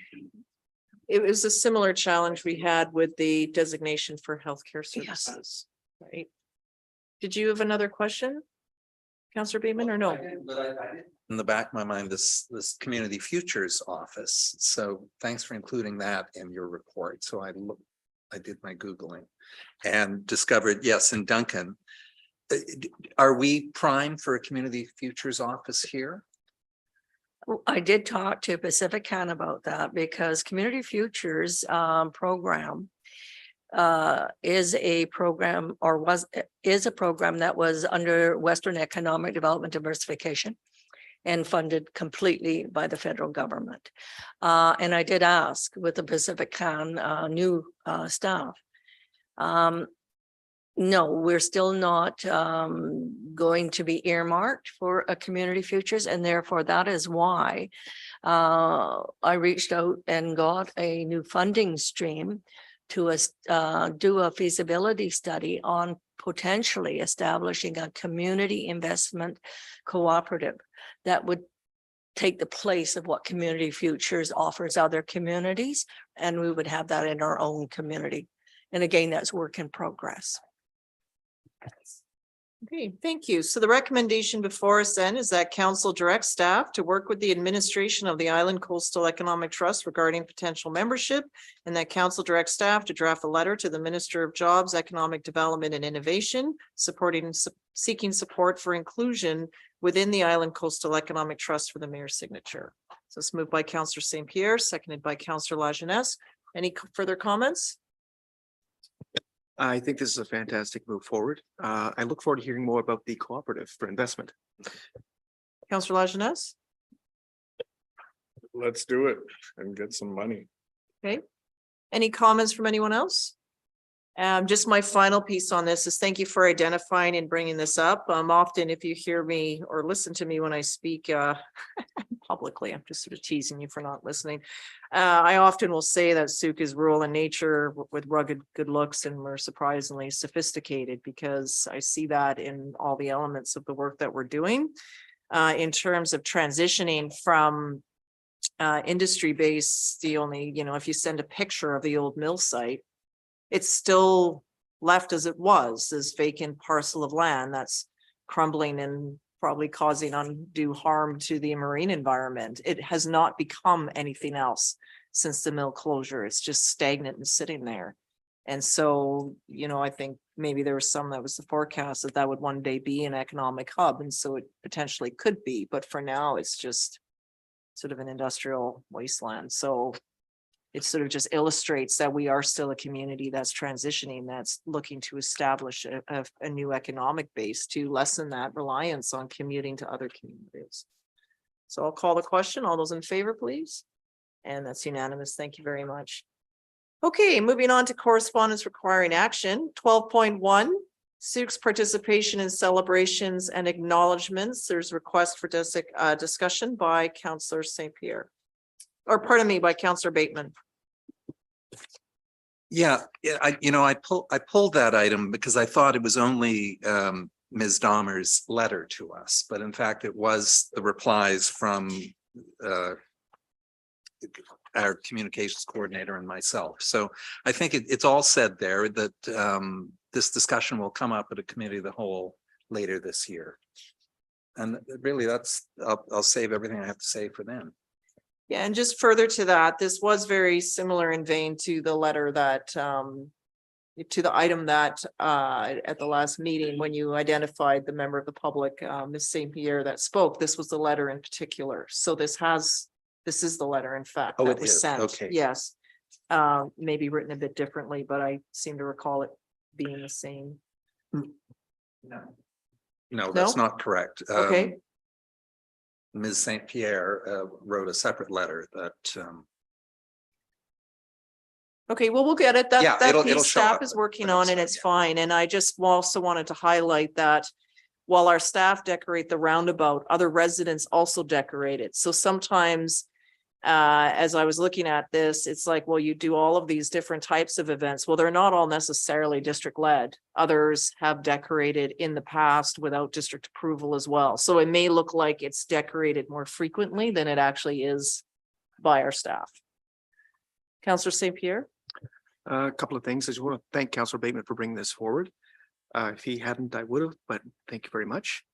The other thing that I was curious about, just to ask staff, and I wanted to also appreciate Ms. Mogg's response because it was well formulated and well thought out, was based on the responses, it looks as though we might be considering some sort of a policy for how to deal with the roundabout and basically decorations in the future.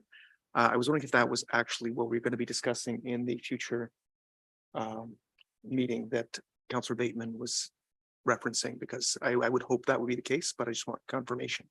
Yeah, it's much like we established a flag policy. When do we raise this flag and how is it done? So similarly with the roundabout, it's the same pieces because we do get a lot of requests. It's capacity of our staff, which we're hopefully recognizing more and more. And what are we doing? So under what so that is part of that discussion.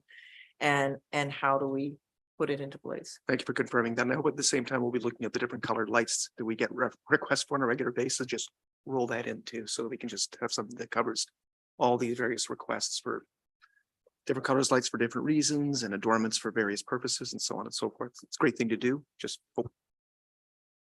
Yeah, and there's also, and how else can we do this with communications?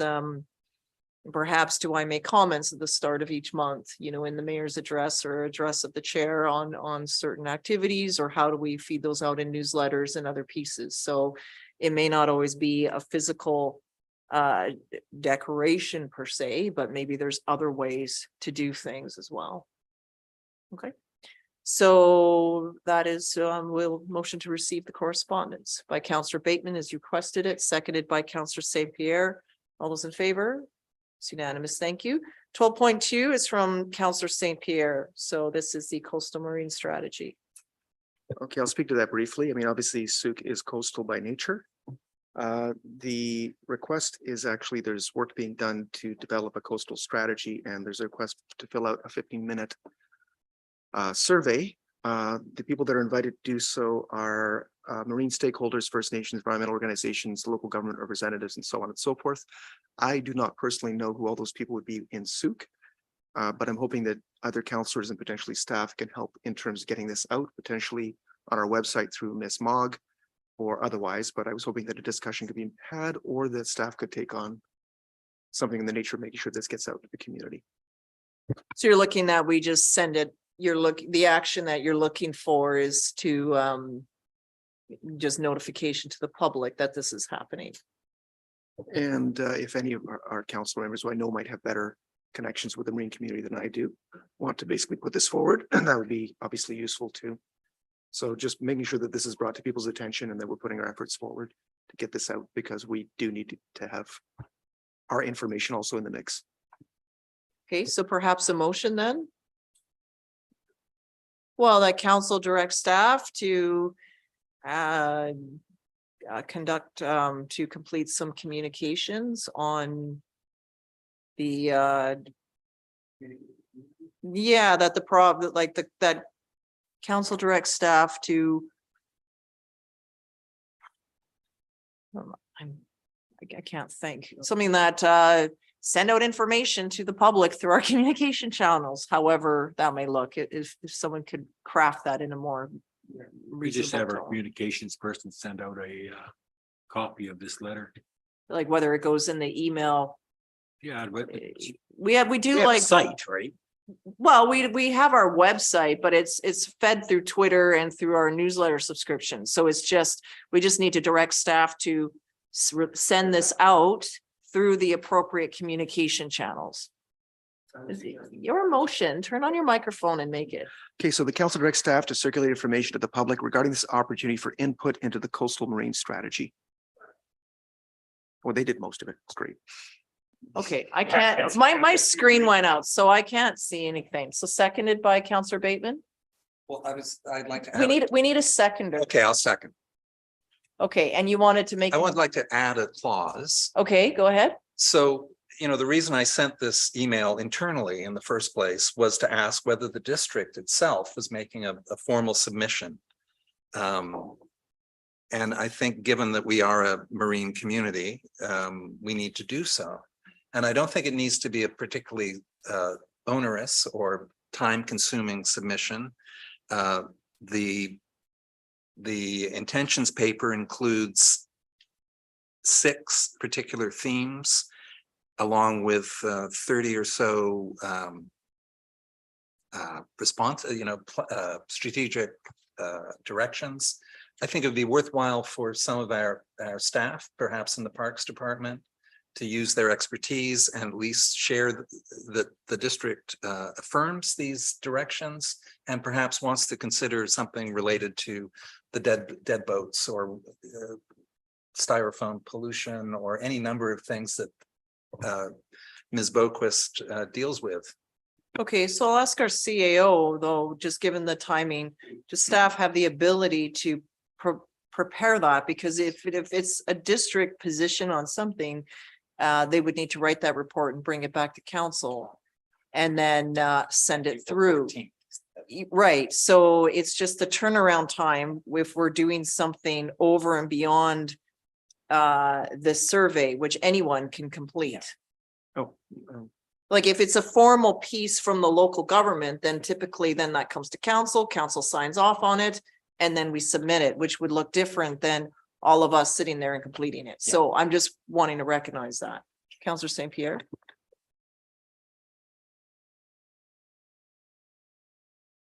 turn on. Okay. I think you make a good point with that. I would suggest, though, that based on what Councillor Bateman was suggesting, that Ms. Boquist would probably be a very good person to fill out the survey. And given that, according to this, everything is under freedom of information, summarized and aggregated and anonymous, it wouldn't necessarily be the district responding per se, but district information would nonetheless get into the strategy. So this might be a compromise type of situation where we don't worry about so much the going through all the processes to make sure it's a proper response from the district, but making sure that we have someone from the district that's responding.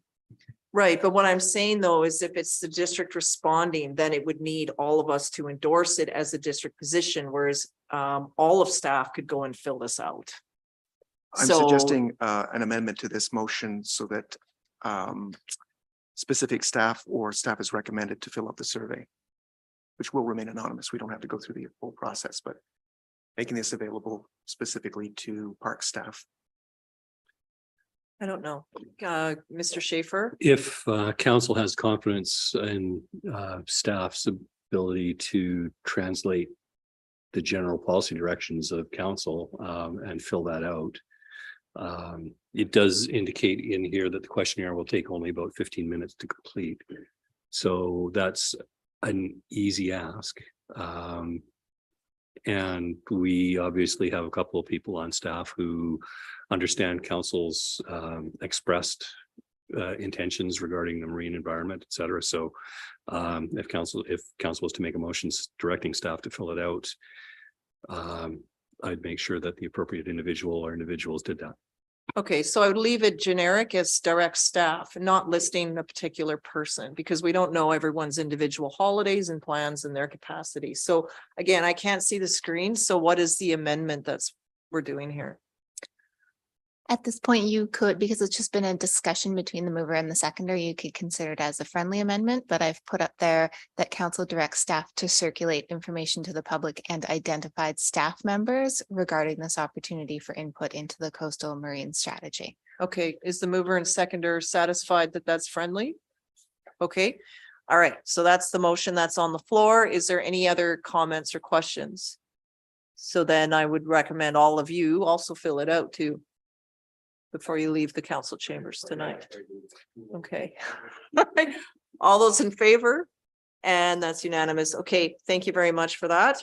Lastly, the correspondence here is the 2023 Business Excellence Awards. And so this is one that I pulled for our agenda tonight. We have our Ms. Santowski here representing the chamber amongst many other hats that spoke to this previously. The question that I was going to ask was, what did we do last year? But that was provided to us and answered of the not-for-profit category with the $600 sponsorship level. So I think that is a good, in terms of the category, that's a good fit for us to do as the district, if that were possible, is to remain with that particular category. The funding, of course, we would, I guess, choose the council contingency. Ms. Gray. To your worship, there's sponsorship available, $2,500 per year. Oh, that changes everything. To clarify, normally That's for the year. for the whole year, and Yes. then Sukarama, other things like that usually are funded through that fund as well. But $600 was used in prior years for that. Okay. So perhaps would someone like to make a motion? Councillor Beddoes, go ahead, please. Yeah, that council direct staff to initiate a sponsorship for the 2023 Sault Chamber of Commerce Business Excellence Awards in the amount of $600 for sponsorship of the keep bouncing around, nonprofit award category with funding coming from our contingency fund. Actually, from the sponsorship. Sponsorship fund, sorry. Okay, so that's moved. Do we have a seconder? Seconded by Councillor Bateman, I believe. Any further comments, Councillor Beddoes? Councillor Bateman? Councillor Lajeunesse? No. St. Pierre? Nope. Okay, all those in favor? That's unanimous. Thank you. It looks like there are tickets here, so we will discuss those at a later date. There's 4 to be had, so 2 tickets. Sorry, I misread. Okay, well, there's 2 and we will discuss who will be the recipient of those later. Okay, so on that note, council verbal reports. Councillor St. Pierre. So I attended the CRD Climate Action Intermunicipal Task Force for the first time this term. Was represented with new terms of reference, which I think are more reflective of actually the needs of that particular task force. Previously, more of the information was actually coming from CRD and being disseminated downwards with less opportunities for us to actually send our information to them. There are now many more opportunities for us to do that, and also for policy direction and research coming from CRD staff to actually be used here. One of the more important and interesting things that did come up was that they do have a number of climate action coordinators in various areas of specialty and various areas of expertise. And I specifically did ask whether or not our staff could present questions to them and get responses for the purpose of reports, and we can. So the money that we spent, as I think Councillor Beddoes at one point pointed out, is actually allowing us access to climate action coordinator expertise with the CRD, and that is available. Further to that, because it was, sorry about that. Okay. The direction at this point in terms of what the group is going to be doing covers a lot of ground, and there we go. So we're providing guidance and feedback to CRD staff on emergency climate related issues and priorities of our community. We're going to be looking at areas of common interest related to mitigation and adaptation and sharing that amongst all the various representatives from all the South Island. Sharing corporate and community climate action objectives, progresses and challenges, sharing information with respective councils. That'll be information coming to us and responding to directions from the CRD board on that stuff. And that's it for that. Thank you. Other members of council, go ahead, Councillor Bateman. Could I ask a question? Councillor, you meet, what is it, twice a year? At this point, quarterly, I believe. Quarterly. Oh, that's good. Okay, thank you. My verbal report. I attended the Timuc Treaty Negotiation Open House at EMCS, a regular monthly meeting of the Souk Multi-Belief Initiative, regular monthly meeting of Searchens Age Friendly Committee, working group meeting of the Souk Homelessness Coalition. I met with Souk Region Food Chi board member Stephen Hendricks. I participated as a volunteer in the biannual point in time count of homeless individuals in Souk that was hosted by the Souk Shelter Society and regionally organized by the Community Social Planning Council. I attended the presentation at the district office by Jim Benedict from Edmonton-based RAM Modular in relation to 33 ATCO trailers that are currently stored at the Souk Business Park, along with Councillor Lajeunesse and some other folks. Primarily, key people there were from the Village Initiative who presented to us, and they will be working with Kelly Dunn from the Amber Academy to explore the options. So thank you to Ms. Scott for bringing that forward as a how do we it was in our backyard, and now it's known and available. Okay. I think that's it. Thank you. Councillor Beddoes.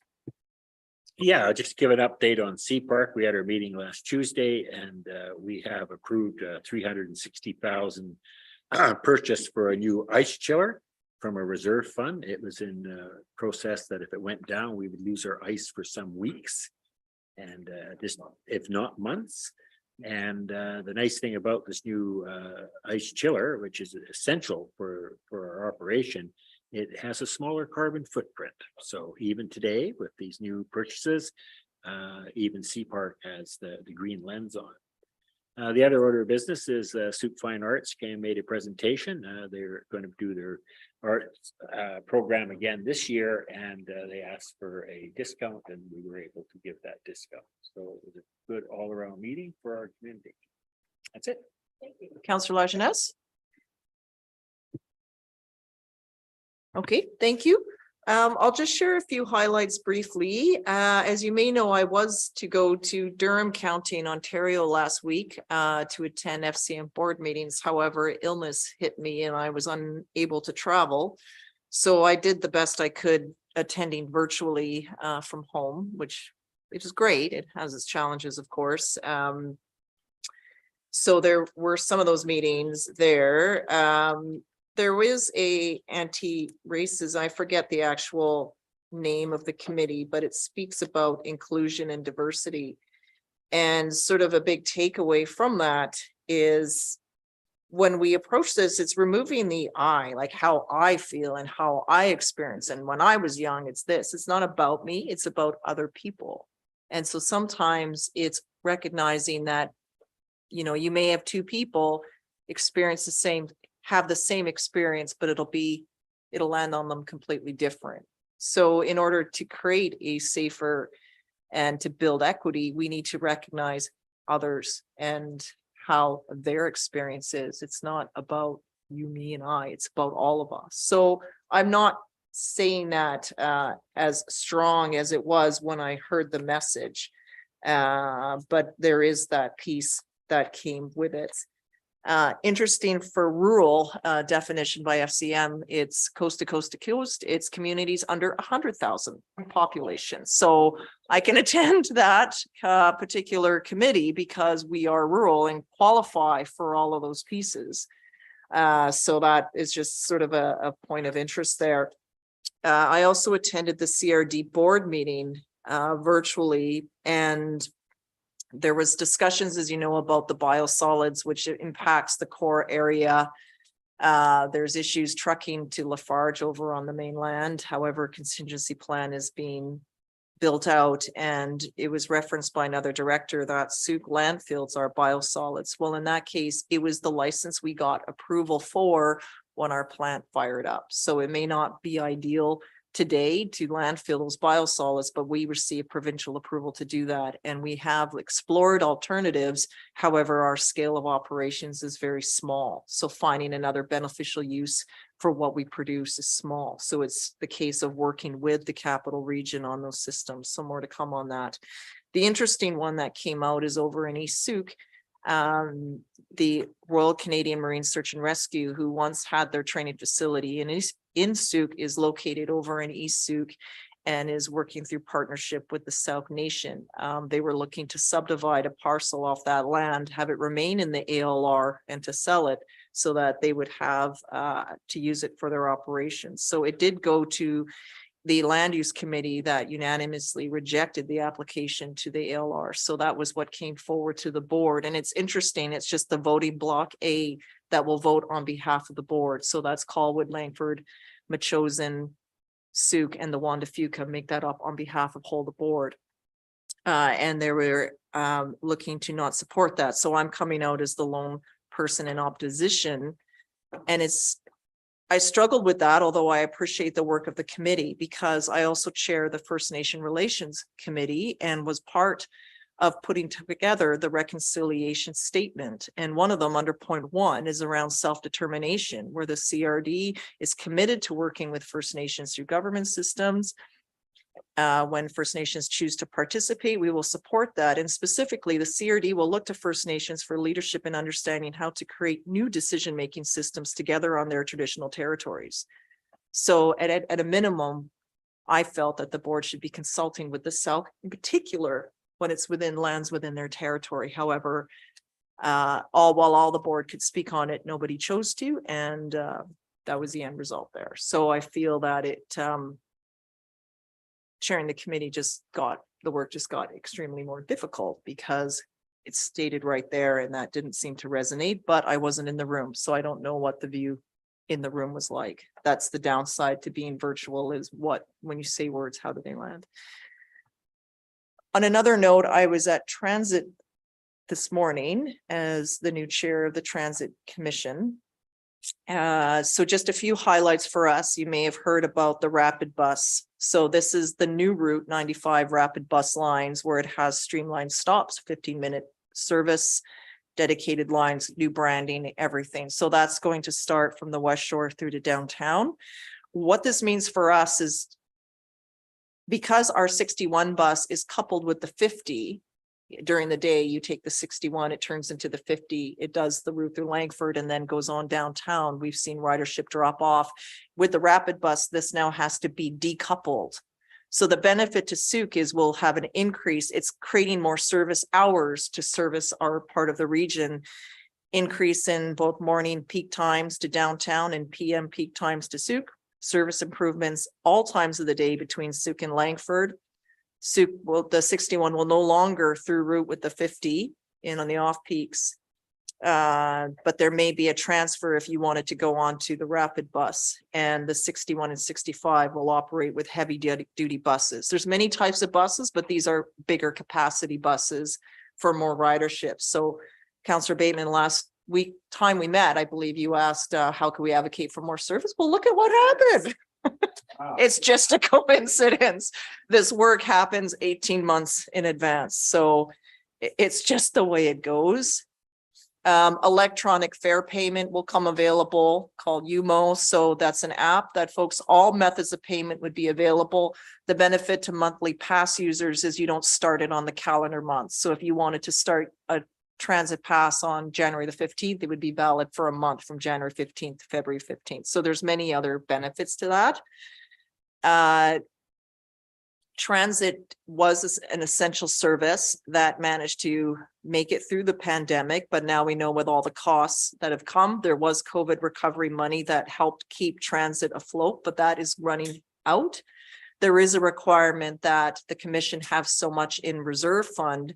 So last year, when we put through, I believe, a 10% tax increase, it was forecasted to be a 17% increase this year because of the need to rebuild that transit fund. So today, with the options that were presented to us, it was a split vote, but we are looking at a 20% increase to transit levy this year, forecasting 30 next year, and then dropping to 19. The other options that some commissioners liked was a 15% increase, but then it would jump to 40% next year and then drop to 15. And the other one was 25%, and you would see it to 21 and 23. It's about reestablishing that transit fund. The only other levers other than property taxes are funding that comes from the province and the fare box. And so there was a push, well, could we advocate to add a fuel cent charge, which a cent of gasoline goes towards transit. That was done and has been done in my time on the commission. It's about a 3-year process. And we'll get more information on what that looks like, but realistically to have that in place for next year's budget is not reasonable. So begrudgingly, we went with that. I believe it's about a $30 impact to households throughout the region, which is a difficult one. And the big driver for this is the rising cost of gas. The buses, while 10 electric buses are coming into service this year, compressed natural gas is also used. Many of the other buses are still operating with diesel, which, as you know, is continuing to hit record prices at the pump. So it's just an unfortunate reality that we're in. The only other option would be to cut back service. And what would that's not going to work for our residents that need transit to get to and from. So it's an unfortunate reality. It was a difficult decision, but it's all very factually based on terms of where it goes. The agendas are public. You can see them, how they arrive at all of this. And so it's just the way it unfortunately is for this time. So given that that was publicly made today, I just thought I would share that with you. And then otherwise, it's just been busy, but we're managing. Thank you for your work at Sea Park. Very proud of our facility there, actually, and having now go to other places and other change rooms and other washrooms and what are the parking and what does that all look like? I think just the friendliness of our community and the facilities and how well maintained they are. It's and I hear that like the ice quality is excellent. These are all things to really be proud of. So the other key point I remember from that arena chilling piece is that it would have the ability in the future to add a heat pump type. So in the summertime, should there need to be a cooling mechanism, that could be an add-on for later. And that potentially, as things like lacrosse and other sports try to grow, or the fine art shows, those sorts of things, there's other pieces the commission could consider in the future to make the arena more usable in the summer, because it does get extremely hot in there, as you likely all know. So yes, questions. Oh, and the last piece I'll add is CRD budget is kicking off next Wednesday. So there's a special meeting next Wednesday. So we'll sort of be immersed in that. So I'm curious, transit made it through all of this just in over 2 hours. So curious to see, is that the benchmark for us to look at our budget or the CRD in particular? Just see what happens. Yes. I'm just curious about this fancy low GHG massive air conditioning unit and whether or not that could be useful during a heat dome. You would need to add components to it, but it's certainly something, it's adaptable, and there would obviously be equipment that would be needed, but it is something to consider for the arena in particular. Yeah, it'd be interesting to see whether or not we could actually do anything about that in terms of emergency preparedness and whether there's funding to actually get those components. Yeah, the challenge in the heat dome, as I recall, and maybe Councillor Beddoes will, is the pool deck. As folks were going there to cool, the pool deck got so hot that it had to close because of it became a safety risk for folks accessing the pool. But this is another piece in the arena to consider. So I'll leave it at that. And Yes, of course. So I'm just curious about this 20% increase, and I was trying to find one of the great pie charts that our finance director has produced. How much do you think that will hit us here in Souk on our tax bill? Well, I believe as Mayor Tate stated, it was $30. Oh, did you say that? Per- I'm sorry. I missed Yes, that. yeah. I was too busy looking for the pie chart. Yeah, okay, to pay attention. Oops. Please don't quote me $30, okay. specifically in the numbers. I didn't write it down. Yeah. I could be wrong by that, so I would need to look it up and get back to you on that. Okay, not critical. Yeah, it's not an easy one, but it's a service we all need and many of our commuters rely on a service. It's just the reality. So if anyone can do anything to make gasoline and diesel more affordable, Hmm. maybe you could end the war in the Ukraine. Yes, okay. So on that note, please call for a motion to adjourn. Moved by Counselor Beddoes, seconded by Counselor Lajeunesse. All in favor? It's unanimous. Thank you very much. Thank you to the members of public for being with us tonight. We wish you well. And thank you to all